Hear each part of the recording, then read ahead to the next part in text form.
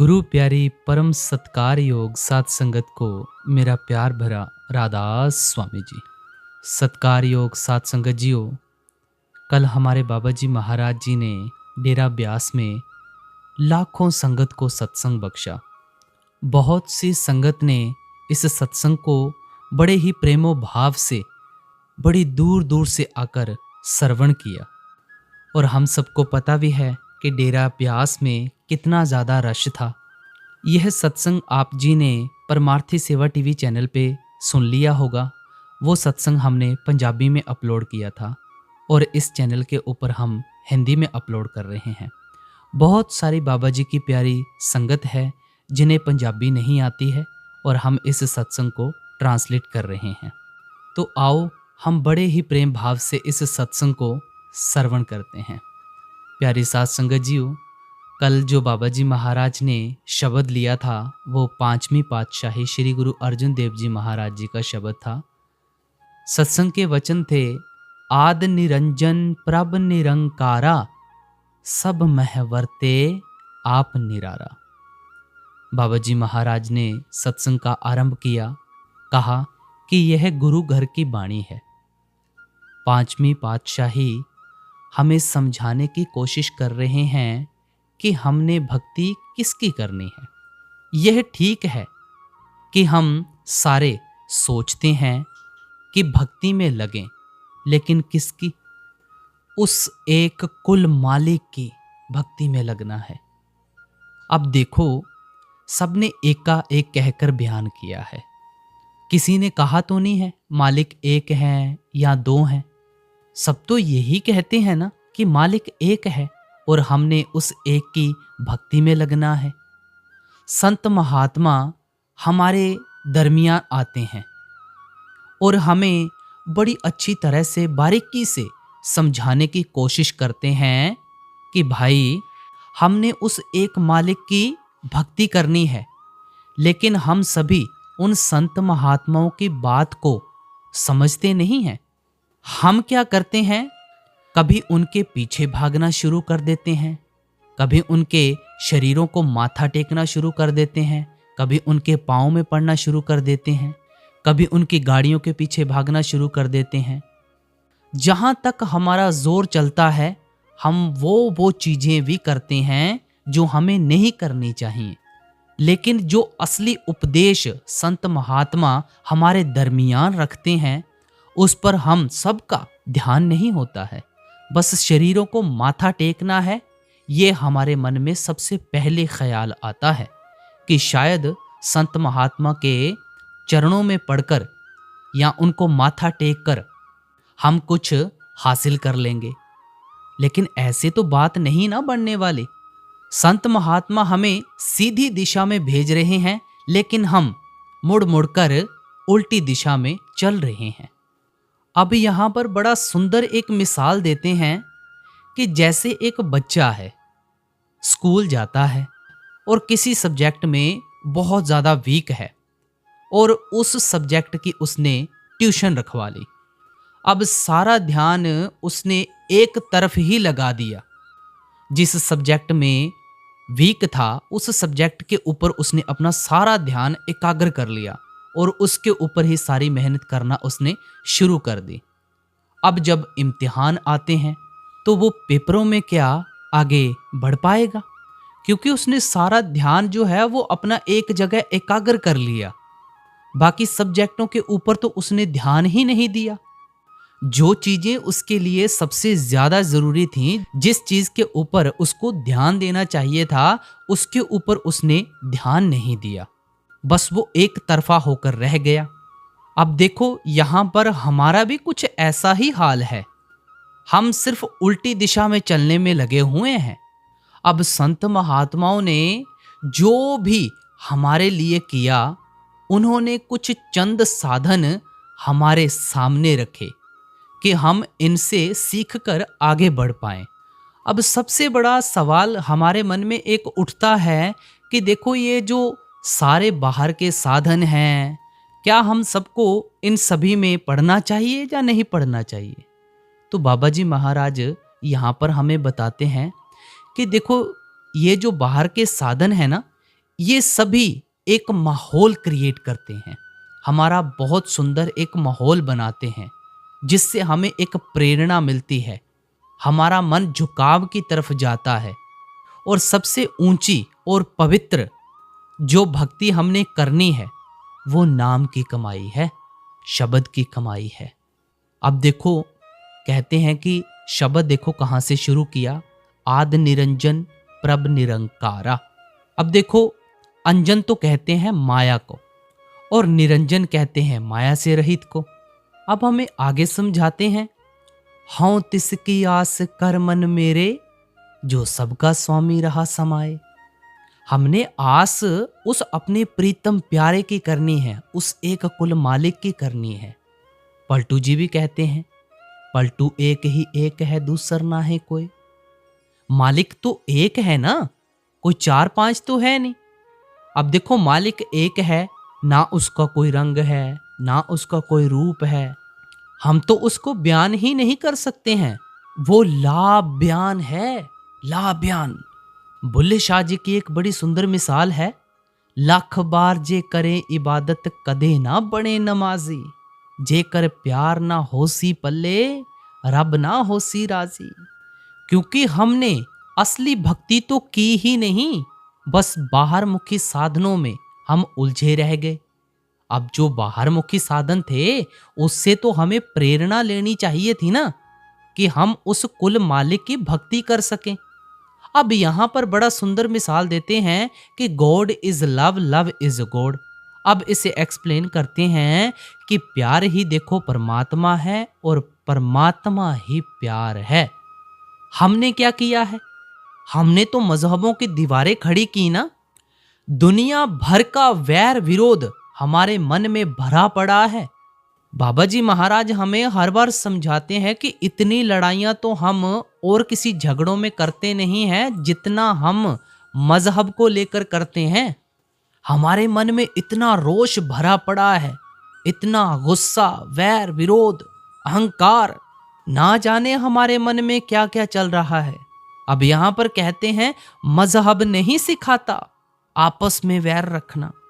अब देखो, यहां पर शुरू में ही बाबा जी महाराज ने बेनती कर दी कि देखो, संत महात्मा आते हैं हमें समझाने के लिए, जब तक हम उनकी युक्ति को समझकर आगे नहीं बढ़ेंगे तो ध्यान हमारा एकाग्र नहीं होने वाला है और ना ही हम जागृत अवस्था में आ सकेंगे।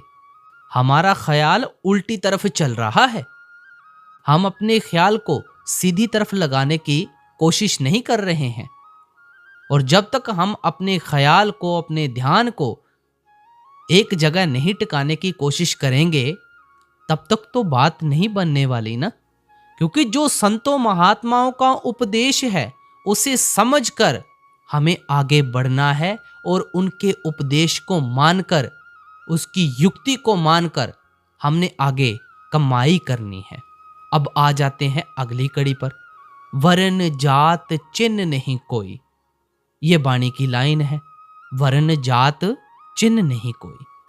अब यहां पर बाबा जी महाराज ने हमें जात पात के बारे में बड़ी अच्छी तरह खोलकर समझाया कि देखो, इस सृष्टि को मालिक ने बनाया है और हमने क्या किया है, हमने बचपन में खिलौनों को बांट दिया, बड़े होकर हमने जायदाद को बांट दिया, कोठियों बंगलों, यानी पता नहीं जिंदगी भर की सारी चीजें हमने बांट दी। यहां तक कि जो चीज बांटी भी नहीं जा सकती हमने तो उसको भी बांट कर रख दिया। बड़ी सुंदर एक वाणी की मिसाल देते हुए बाबा जी महाराज ने फरमाया, खत्री ब्राह्मण शूद्र वैश्य उपदेश चौं वर्णों को साझा। अब ये कोई संदेश किसी खास कौम के लिए या किसी खास मजहब के लिए नहीं है। खत्री ब्राह्मण शूद्र वैश्य उपदेश चौं वर्णों को साझा, ये उपदेश तो सभी के लिए है, चाहे खत्री हो, चाहे ब्राह्मण हो, चाहे शूद्र हो, चाहे वैश्य हो, ये सभी के लिए एक ही उपदेश है भाई। अब देखो, पहले जमाने में ना क्या हुआ करता था, अलग अलग कैटेगरी बना दी गई थी। जो भी व्यक्ति जो जो काम करता था उसको एक एक कैटेगरी में रखा गया और उनके नाम रख दिए गए। लेकिन हमने क्या किया है, हम तो इन्हीं के साथ जुड़कर रह गए हैं। बड़ा सुंदर एक्सप्लेन करते हैं, अमला उत्ते होण नवेड़े खड़ी रहन गियां जाता। वहां पर क्या हमारी जात पूछी जाएगी? जात जन्म ना पूछिए, जात जन्म ना पूछिए। अब यहां पर हमें समझाते हैं कि देखो, सबसे ऊंची जात वाला कौन है? सबसे ऊंची जात किसकी है? जो मालिक की बंदगी करता है। और जो मालिक की बंदगी नहीं करता, मालिक को याद नहीं करता, वो विष्ठा के कीड़े यानी नीच जात वाला है। और उससे नीच जात वाला कोई नहीं है जो मालिक को याद नहीं करता है। इसीलिए गुरु घर ने फरमाया ना, उपदेश 4 वर्णों को साझा। अब यहां पर आगे समझाते हैं, आत्म में राम, राम में आत्म, चीनस गुरु विचारा। आत्मा में तो परमात्मा है, परमात्मा में आत्मा है, लेकिन इस भेद को तो कोई कोई समझ पाया है ना। अब असल में इस भेद को कौन समझता है? जो 10वें द्वार तक पहुंच जाता है, उसे इस भेद का पता चलता है। ये लफ्जों का मजमून तो है नहीं कि हम इस बात को एक्सप्लेन कर सकें और आपको समझ आ सके। बाबा जी महाराज अक्सर हमें फरमाते हैं कि जब तक चखोगे ही नहीं तो हमें स्वाद का क्या पता चलेगा। अब यहाँ पर फरमाते हैं कि देखो, कोई सूरज की जात है, किरण की कोई जात है। जब इनकी कोई जात पात नहीं है तो हम किन जातों पातों में पड़े हुए हैं? आगे और समझाते हैं, समुद्र की जात है, बूंद की जात है, जानवर या पौधों की जात है। ओ भाई, जब इन सब चीजों की जात पात नहीं है तो हम कौन सी दुनिया में जी रहे हैं? एक तो हमने मजहबों की दीवारें खड़ी कर दी और दूसरा जात पात में उलझ कर रह गए। लेकिन जो हमारा असल मकसद है, जिस मकसद के लिए हम आए हैं, उसको तो हम भूले बैठे हैं। मालिक ने हमें विवेक की ताकत दी ताकि हम अच्छे और बुरे की पहचान कर सकें। जात पात पूछे ना को, जो हर को भजे सो हर का होए। सो हमें जात पात में उलझकर मिलने वाला कुछ नहीं है, ना ही हमें मजहबों की दीवारें खड़ी करके कुछ मिलने वाला है। जो मिलेगा हमें असल चीज से मिलेगा। और असल चीज क्या है? मालिक की बंदगी, भजन सिमरन करना, नाम शब्द की कमाई करना। अब ये अलग अलग चीजें नहीं हैं, अलग अलग लफ्ज हैं, चीज एक ही है। अब अगली कड़ी पर आते हैं और हमें बड़ा बाखूबी समझा रहे हैं यहां पर कि देखो, 1,84 जून सबाई, 84 लाख यूनियों का जिक्र करते हैं कि देखो, एक तो इंसान जून है, इसको हम कहते हैं कर्म जून, और एक होती है भोग जून। अब भोग जून कौन कौन सी हैं? जिसमें आ जाते हैं जानवर, पेड़ पौधे, सभी जो भुगतान दे रही हैं, इन सभी में आ जाती हैं भोग जूनियां। अब इंसान तो कर्म जून है, ये अपने यहां कर्म दे रही है। अब कर्म पूरे कर कर हमने मालिक के साथ मिलना है, और मालिक से इतनी आसानी से थोड़ी मिला जा सकता है। 84 लाख स्टेप्स कंप्लीट करके हमें ये कर्म जून मिली है। मालिक ने अलग अलग कैटेगरियों में सबको बांट दिया है। एक को भोग जून में रख दिया है, एक को कर्म जून में रख दिया है। और कर्म जून भी हमें 84 लाख यूनों के बाद मिली है। हमें इस बात का विशेष ध्यान रखना है, क्योंकि इसी देह में बैठकर हम मालिक से मिल सकते हैं। विवेक की ताकत भी मिली हुई है ताकि हम अपना अच्छा सोच सकें। और आगे वाणी की एग्जाम्पल लेते हुए समझाते हैं, 1,84 जून सबाई, मानस को प्रभ दीवडे आई। इस पौड़ी ते जो नर चुके, सो आए जाए दुख पाएदा। सबसे ऊंची पाई, सबसे ऊंची जून इंसान की है। बाकी सब जूने भोग जूनियां हैं, क्योंकि वो रिएक्ट करती हैं और अपना अपना भुगतान दे रही हैं। अब यहाँ पर क्लैरिफाई करते हैं कि इस पौड़ी ते जो नर चूके सो आए जाए दुख पाएदा। अब देखो, जैसे हम सीढ़ी के ऊपर चढ़ते जाएं और जब हम ऊपर पहुंच जाएं, अगर ऊपर जाकर लास्ट के डंडे से हमारा पैर फिसल जाता है, हम मुंह के बल नीचे गिरते हैं। फिर बाबा जी महाराज यहाँ पर कहते हैं कि देखो, हमारा किसी ऐसी जगह जाकर जन्म हो जाए जहाँ मालिक को याद तक नहीं किया जाता, तो ऐसे हमारी इतनी आसानी से मुक्ति नहीं होने वाली है। अब ये बात ना हमें सुनने में बड़ी आसान सी लगती है और हम इस बात को अक्सर इग्नोर कर देते हैं कि 84 लाख स्टेप्स क्या हैं, ये 84 लाख, हमें इसके बारे में पता नहीं है, जब होगा तो देखा जाएगा। भाई 84 लाख है, ना 84,000 है और ना 84 हैं, 84 लाख। इस बात को अपने जहन में ज़रूर बिठा लेना है, क्योंकि जब हमारा जन्म किसी ऐसी जगह जाकर हो जाएगा जहां मालिक को याद तक नहीं किया जाता है, तो आप खुद विचार करके देखो कि हमारी मुक्ति कैसे होगी। फिर वो ही दोबारा एक से शुरू करना पड़ेगा। कभी पेड़ बनना पड़ेगा, कभी पौधे बनना पड़ेगा, कभी जानवर बनना पड़ेगा, यानी कि 84 लाख स्टेप्स कंप्लीट करके फिर दोबारा इंसान देह मिलेगी। तो हमारे पास तो एक बहुत सुनहरी मौका है ना कि हमें बाबा जी महाराज सत्संग बख्शते हैं और हमें सत्संग में बड़ा बारीकी से समझाते हैं कि भाई तेरा देश तो ये देश है ही नहीं, तेरा देश असल सचखंड है। तू अपने सचखंड की पहचान कर और पौड़ी दर पौड़ी अपने सचखंड की चढ़ाई कर। अक्सर हम इस बात को भूल जाते हैं और बार बार हमें बाबा जी महाराज इस चीज के बारे में एक्सप्लेन करते रहते हैं। अब आगे समझाते हैं कि देखो, हम क्या कुछ नहीं करते हैं। हम घर में कोई रिश्तेदार आ जाता है, उसकी खातिरदारी करते हैं। हमें कुछ चीज लेनी हो, हम अपनी ख्वाहिशों को पूरा करते हैं, यानी कि अपने मन की जितनी ख्वाहिशें हैं सब पूरी करते हैं, क्योंकि ये चीजें हमें सबको याद रहती हैं। लेकिन जिस असल चीज को हमें याद रखना है और जिसको अपने हृदय में बसाना है, जिससे हमने मिलना है, उसको तो हम याद ही नहीं करते। मालिक को कभी याद नहीं करते हम। बाकी सारी चीजें हमें याद हैं कि हमने कितने पैसे किससे लेने हैं, हमने सुबह उठकर क्या काम करना है, हमें यहाँ पर जाना है या ये ड्यूटी पूरी करनी है, या हमने घर का काम करना है या रसोई में जाना है। ना जाने सब चीजें दुनियादारी की याद रहती हैं, लेकिन सिर्फ एक मालिक के लिए वक्त नहीं है।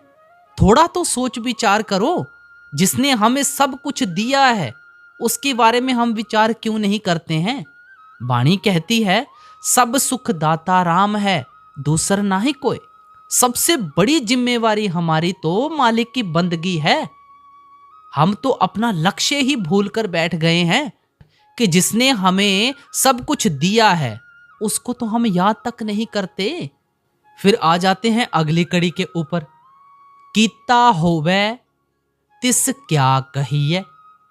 जो कहते हैं कि मालिक ने सृष्टि बनाई है, मालिक ने ये चीज बनाई या वो चीज बनाई है, ऐसा क्यों किया है मालिक ने।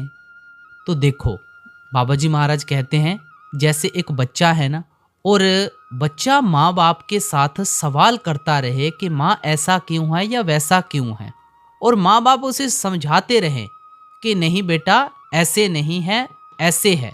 वो माँ बाप उस बच्चे को चाहे लाख समझा दें, लेकिन उस बच्चे के समझ में नहीं आने वाला है, क्योंकि उसका दायरा ही उतना है, उसका दायरा बिल्कुल छोटा है, उसे समझ तो आने वाला नहीं है।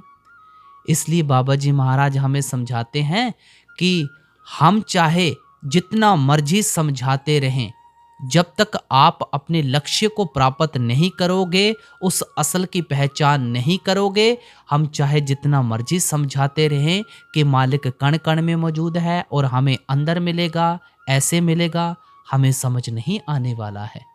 जब हम चढ़ाई कर कर खंडों ब्रह्मांडों की सैर करके 10वें द्वार तक पहुंच जाएंगे, तो फिर हम शून्य हो जाएंगे और हमें सवाल पूछने की कोई जरूरत भी नहीं रहेगी।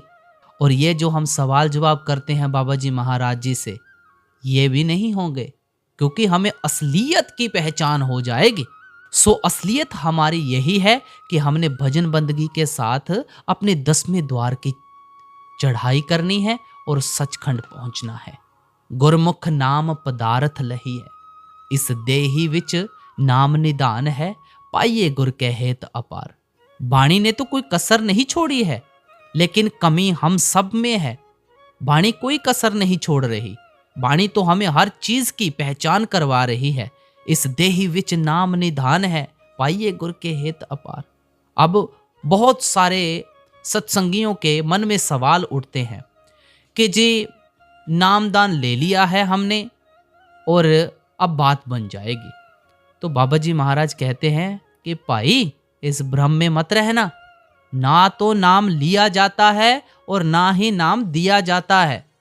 पहली बात अपने मन में से ये निकाल देना, नाम पहले से ही हमारे अंदर है। जैसे हुजूर जी महाराज फरमाया करते थे ना अपने सत्संगों में कि विद्या की ताकत हम सबके अंदर है, लेकिन एक टीचर जो होता है वो उस विद्या की ताकत को जागृत करता है। इसी तरह भाई नाम भी हमारे अंदर है, लेकिन उस असल की पहचान एक पूरा गुरु बताता है। Self realization before God realization. आप क्वालिफाई कर दिया। जब भजन बंदगी हम अपनाएंगे तभी तो आगे बढ़ पाएंगे ना। अब आ जाते हैं अगली कड़ी के ऊपर, हरख सोग का नगर एह किया। अब यहाँ पर भी सवाल उठता है कि जी देखो हमने अच्छे कर्म कर लिए हैं, क्या हमारी मुक्ति हो जाएगी? तो यहाँ पर बाबा जी महाराज कहते हैं नहीं, अच्छे कर्म करेंगे अच्छी अवस्था में चले जाएंगे, राजे महाराजे बन जाएंगे, दुनिया की हर एक दौलत हासिल कर लेंगे अगर हमारे अच्छे कर्म होंगे तो। लेकिन अगर आप ये सोचें कि इससे मुक्ति हो जाएगी, इससे मुक्ति नहीं होने वाली है। क्योंकि जब हम अच्छे कर्म करते हैं तो हम अच्छी अवस्था में चले जाते हैं, और मुक्ति देने वाला तो भाई नाम है। पुण्य दान जप तप जेते, सब ऊपर नाम, हर हर रसना जो जपे तिस पूर्ण काम। साथ में एक और वाणी की मिसाल देते हैं, त्रै गुणा ते रह निरारा। बाबा जी महाराज कहते हैं जब तक हम इन तीनों द्वारों को पार करके, तीनों लोकों को पार करके चौथे लोक में नहीं आएंगे ना, तब तक हमें असल चीज की पहचान नहीं होने वाली है। फिर अगली कड़ी पर आते हैं, अनेक कर्म किए बहुतेरे। अब यहाँ पर बड़ा सुंदर एक्सप्लेन करते हैं। हुजूर जी फरमाया करते थे कि जी कि अगर सोने की बेड़ियां हैं या लोहे की बेड़ियां हैं, भाई चाहे लोहे की बेड़ियां हो चाहे सोने की बेड़ियां हो, है तो बेड़ियां ही ना। और एक परोपकारी की मिसाल के ऊपर आते हैं कि जी एक जेल खाने में कैदी है, एक परोपकारी आता है और उसकी हालत देखता है कि जी इसके तो कपड़े बड़ी बुरी तरह से फटे पड़े हैं, मैं इसको ऐसा करता हूँ कि कपड़े दे देता हूँ इसको, और इसकी हालत जो है वो ठीक हो जाएगी, पहले से बेहतर हो जाएगी, इसको ठंड भी नहीं लगेगी सर्दी में। उसने उसकी हालत को और बेहतर बना दिया। और दूसरा परोपकारी आता है, वो देखता है कि इसने खाना नहीं खाया है, इसको खाना खिला देते हैं। अच्छा वो भी खाना खिला देते हैं, उसकी अवस्था थोड़ी और बेहतर हो जाती है। तीसरा परोपकारी आता है और वो देखता है कि इसको ऐसा करते हैं, आज़ाद कर देते हैं, इसने बहुत समय यहाँ पर गुजार लिया है, इसकी सज़ा अब पूरी हो चुकी है, इसको आज़ाद कर देते हैं। और वो जेल खाने की चाबी लेता है और उसको आज़ाद कर देता है कि जा भाई आज से अपनी ज़िंदगी जी ले। अब यहाँ पर देखो सबसे बड़ा परोपकार किसका हुआ? जिसने आज़ाद किया। इसी तरह यह कहावत हमारी ज़िंदगी के ऊपर भी लागू करती है। जो हमें देह के बंधनों से आज़ाद करवाकर उस कुल मालिक के साथ मिला दे, वही सबसे बड़ा परोपकारी है। वो परोपकारी नहीं है जो हमारी हर एक अवस्था को सुधारता ही रहे, सुधारता ही रहे, क्योंकि उसने तो हमारी हालत को बेहतर बनाया है। सबसे बड़ा परोपकार उसका है जिसने इस देह के बंधनों से हमें आज़ाद करवाकर उस कुल मालिक के साथ मिला दिया। अब देखो जैसे एक माँ के पास बच्चा है और बच्चा माँ से गलती से नाली में गिर जाए, गंदी नाली में गिर जाए, तो क्या सबसे पहले हम नाली साफ करेंगे या बच्चे को उठाएंगे कि जी नाली बहुत गंदी है, हम पहले नाली को साफ कर देते हैं फिर उसके बाद बच्चे को उठाएंगे। सबसे पहले बच्चे को उठाएंगे। अब दूसरी साइड हमें समझाते हैं कि मालिक से ना जाने हम क्या क्या मांग रहे हैं। कोई धन मांगता है, कोई दौलत मांगता है, कोई औलाद मांगता है। जो जो जिसके दिल में इच्छा चल रही हैं, हम सब कुछ मालिक के आगे रखकर सब चीजें मांगने की कोशिश करते हैं। हम सब कुछ भूल जाते हैं कि मालिक ने जो हमें पहले दे दिया है, क्या वो हमारे लिए बेहतर नहीं है? क्या हम मालिक से बेहतर जानते हैं? मालिक को क्या भूल गया है? उसने हमें बनाया या हमने मालिक को बनाया है? जब से मालिक ने इंसान को भेजा है, उसने सब कुछ दे के भेजा है, और जो आगे वो मुनस्सर समझेगा वो दे देगा। लेकिन हमने तो उसका शुक्र करना है ना, हम तो उसका शुक्र करते ही नहीं, बस बेनतियां और अरदासें करने पे लगे हुए हैं। साथ में कहते हैं अब कलु आयो रे, एक नाम वो। इस कलयुग में ना नाम के बगैर पार नहीं हुआ जा सकता है। सबसे पहले बात हमने अपने मन में ये बिठा लेनी है। अब अगली कड़ी पर आ जाते हैं, कलयुग में कीर्तन प्रधाना। बाबा जी महाराज कहते हैं कलयुग में कीर्तन प्रधाना। अब कीर्तन कौन सा? नाम का कीर्तन। ये जो बाहर शैने या चिमटे या ढोल बजते हैं, ये कीर्तन नहीं, ये जो हमारे अंदर कीर्तन हो रहा है उसकी बात कर रहे हैं। साथ में फरमाते हैं बाणी वज्जी चौं जुगी, सच्चो सच सुनाए। अब कहते हैं कि देखो, हम हर एक चीज की हिस्ट्री ट्रेस कर सकते हैं। कोई लफ्ज ले लो, कुछ भी चीज ले लो, हम हर एक चीज की हिस्ट्री ट्रेस कर सकते हैं, मियाद कायम कर सकते हैं। लेकिन जो नाम शब्द है, उसकी ना तो हम हिस्ट्री ट्रेस कर सकते हैं और ना ही हम कोई मियाद कायम कर सकते हैं। एक नाम जुग चार उदारे। अब हमारी जो ग्रंथ पोथियां हैं, ये महापुरुषों का निचोड़ है। पढ़ पढ़कर हम रटने पे लगे हुए हैं, लेकिन जो असल उपदेश है उसके ऊपर हमारा ध्यान नहीं है। हमने पढ़ना ही नहीं है, तोते की तरह रटना नहीं है, हमने उसके ऊपर अमल भी करना है। आगे फरमाते हैं आप तारे सगले कुल तारे। बाबा जी महाराज फरमाते हैं कि अगर एक परिवार के सदस्य को किसी को नाम मिल जाता है और वो भजन बंदगी करता है, तो उसका प्रभाव जो है पूरे घर के ऊपर पड़ता है और परिवार के ऊपर पड़ता है, रिश्तेदारों के ऊपर भी पड़ता है।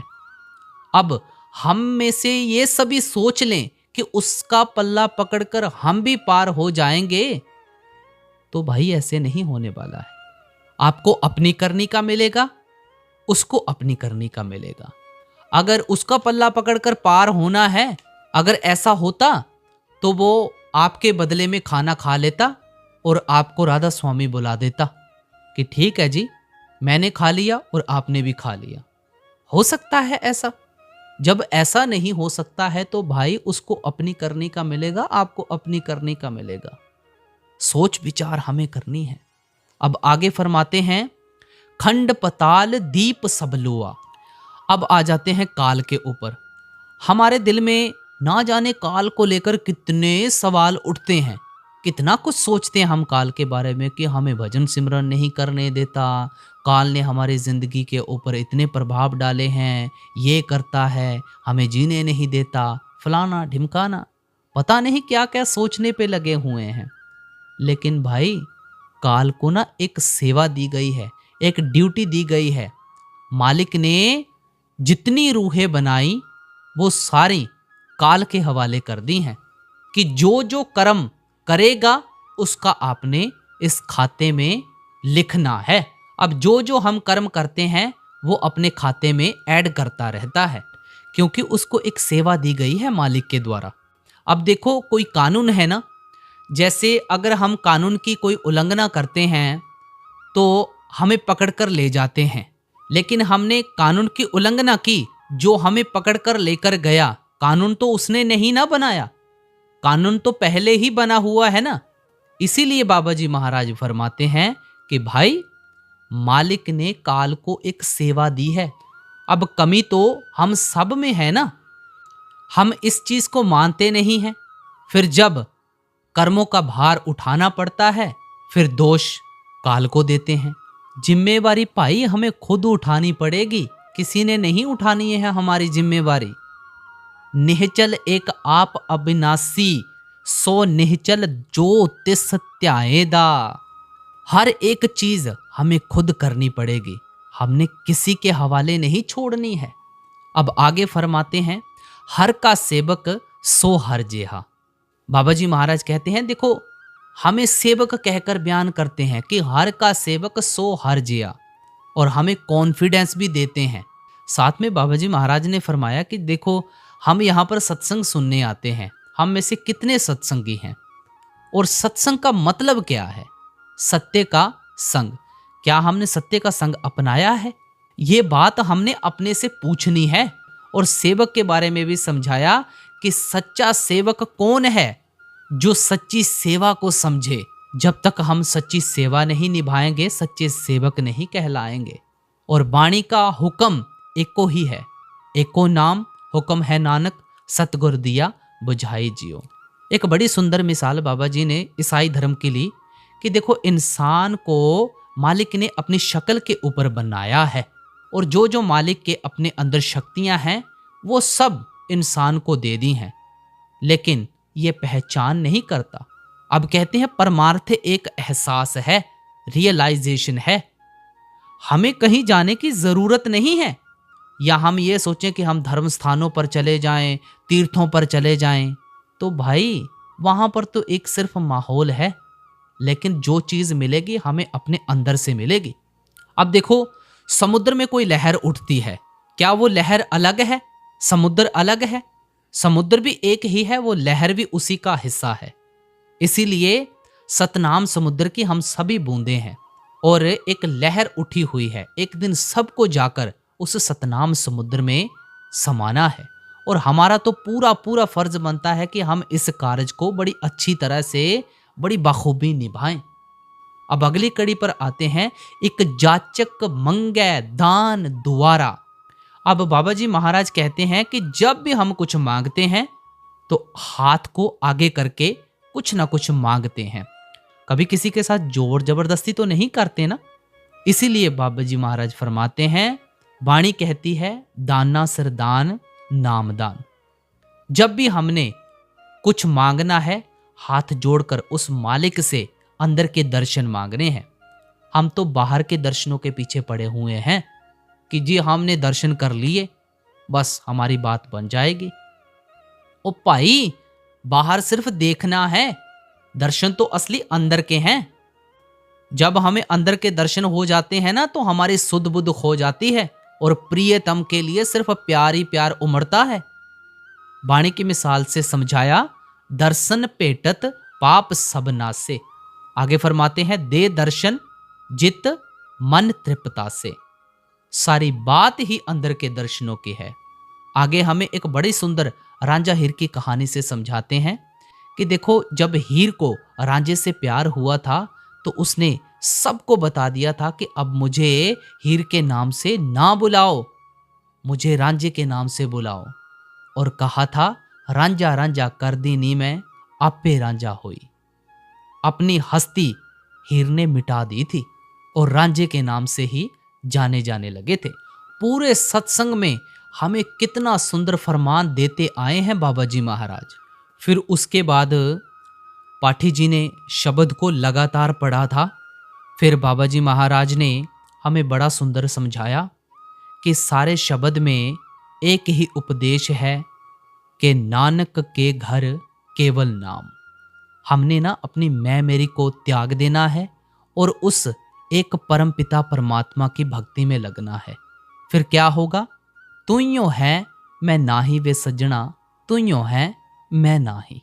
तो गुरुमुख प्यारेओ, जो बाबा जी महाराज जी का कल सत्संग हुआ था, ये आपको फुल हिंदी में एक्सप्लेनेशन दे दिया है।